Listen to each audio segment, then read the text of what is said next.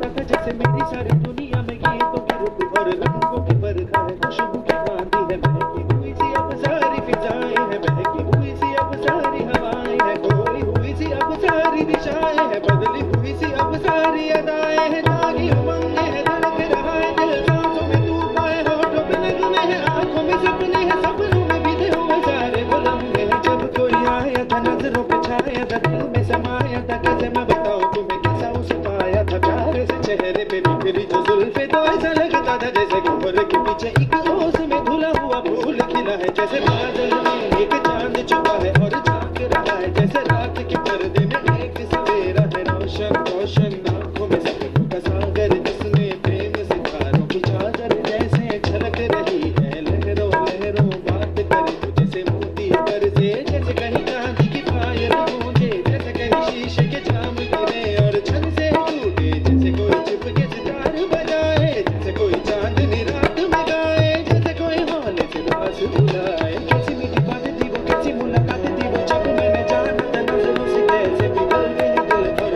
आरज़ुआं है, कैसे मंजिल और कैसे उतरता है चांद ज़मीं पर, कैसे कभी लगता है स्वर्ग अगर है तो बस मैं यहीं पर, उसने बताया मुझे और समझाया मुझे, हम जो मिले हैं हमें ऐसे ही मिलना था, गुल जो खिले हैं उन्हें ऐसे ही खिलना था, जब